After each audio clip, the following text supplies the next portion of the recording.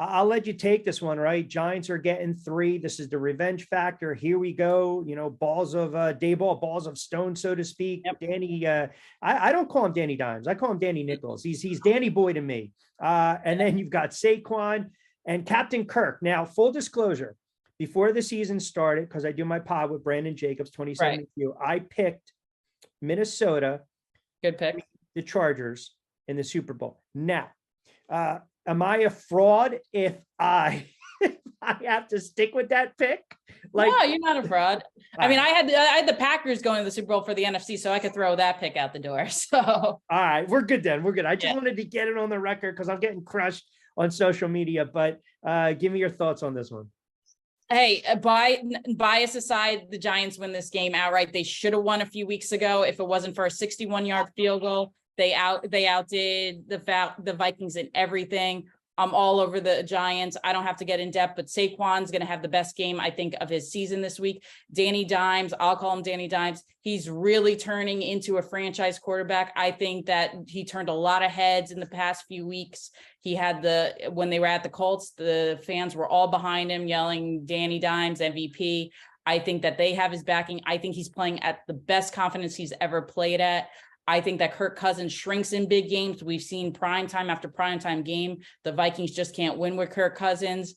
I think the Giants are actually a better team. If you look at the Vikings, Rich, the Vikings are the most overrated team in the NFL. How many one-run games or one-score games have they won? And they have a negative differential when it comes to point scoring. It's ridiculous to me. What do you think? But is that also?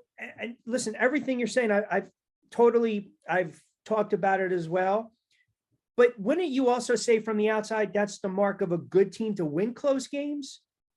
You could say that, but then if you also look at the factors, they beat Miami after Teddy Bridgewater went out and they had to put in Skylar Thompson. They beat the Lions after Amon-Ra got injured and DeAndre Swift got injured. If you look at all their wins, there was always some kind of factor that just went into play that went in their favor. And when they've lost, Rich, this year, they've lost big time. They've gotten blown out by Philadelphia. They got blown out by Green Bay. They got blown out by Dallas. Those are bad losses. So when they lose pretty hard. My only concern and again, I don't really subscribe to everyone's on the, listen, in that locker room, that head coach is going to have them focused. We know that it's feast or famine with that defense, right? And I believe they're going to be able to get to Captain Kirk. You get that bad turnover when you need it.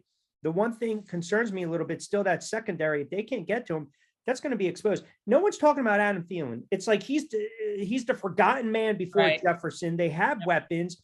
Wink loves to blitz, blitz heavy on third down, get him in down and distance. That scares me a little bit. And you're probably going to be like, oh, come on, Rich, what are you talking about here? You know what else bothers me? I get worried with special teams, especially the punter. For some reason, I just get a little worried. Even if you have James back there returning punts or Brightwell with kickoff returns, I get a little antsy when it comes to that. But to your point, I think the X factor in this one is going to be Daniel Jones's legs. We saw it against Carolina, Tennessee. We saw it against Chicago. We saw it against Indianapolis and Washington. There's going to be some drives where his legs and his scrambling ability and his pocket awareness, I think they're going to keep drive alive. And I think that's going to be the difference. I mean, a lot of people believe this might come down to another field goal or a close game, or the Giants just aren't ready and they overachieved. Yeah, at this point, I do believe they're playing with house money, but this is the game they can go into Minnesota and win. And I feel like they thought they should have won the first time around, and they have more motivation than the Vikings coming in. I agree with you. Kevin O'Connell was the best hire the Vikings could have made. I picked them to win the division entering the season. I thought that they would be a vastly turned around team. They are. I just like my team better going against the Vikings. I was praying that we would get the Vikings. I didn't want San Francisco. I obviously didn't want Philadelphia.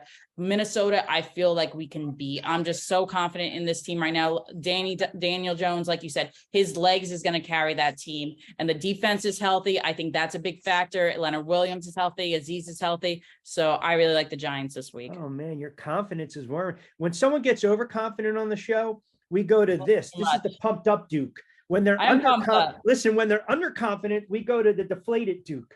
So now you're sitting here with a ton of all right. Give me a good player prop in that game. I would say Daniel Jones over rushing yards.